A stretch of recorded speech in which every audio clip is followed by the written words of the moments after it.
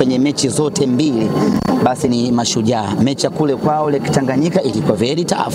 Dakika za usiku kabisa tukaenda tukapata bao. Mechi ya leo hapa KMC na kwenyewe imekuwa ngumu kweli kweli. Mashujaa walikuja na mpango mzuri kweli kweli wa kukaba, kuzuia na kucheza.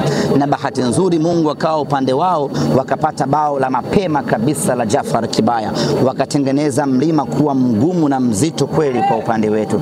Tukalazimika kwanza kusawazisha bao hilo, tutafute na bao la ushindi. Hasa kwa timu ambayo ilikuja na mpango mzuri wa kuzuia, alafu unapata kazi ya wewe kusawazisha alafu urudishe, inakuwa ni mzigo mzito kweli kweli. Lakini tulitegemea aina hii ya mchezo kwa sababu ya ugumu waliokuwa nao wapinzani wetu, lakini wanapigania malengo yao.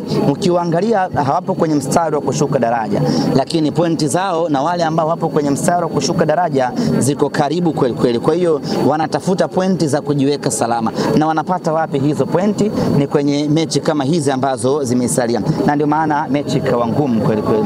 Lakini kama haitoshi, wana mwalimu mzuri sana, Salum Mayanga, mmoja kati ya the best coach hapa Tanzania.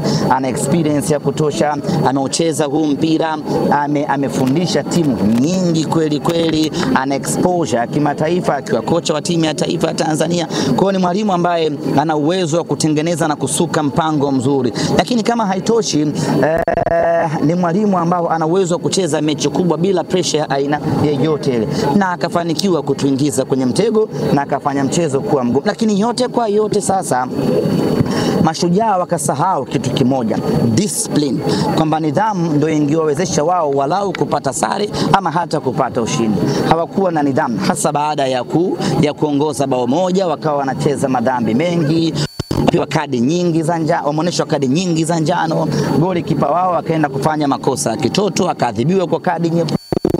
Wao wakawa wanafanya makosa ndani ya 18, wakazalisha penalti 2, na wakasahau kwamba hii ni Simba Sports Club ambayo ina uwezo wa kupush, ina uwezo wa kupress kwa dakika zote 90.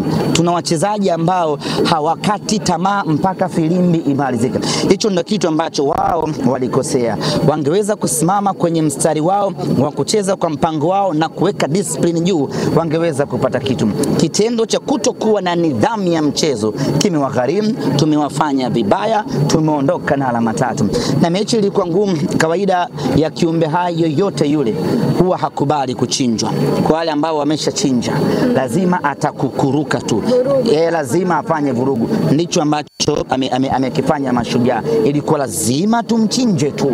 Sasa tunamchinjaje? Ndio alikuwa anapapatika, lakini yote kwa yote kisu kimepita, nyama kaondoka na alama 3. Sherehe zinaendelea. Tuna sherehe ya finali, tuna sherehe ya kasi, na tuna sherehe ya kumnyoa Mashujaa hii leo. Na hii ilikuwa ni kama ile mechi ya nusu finali ile ambayo mlikuwa jukwani kule mmeshikilia nafsi. Yeah, of course haikuwa mechi ya starehe sana hii leo.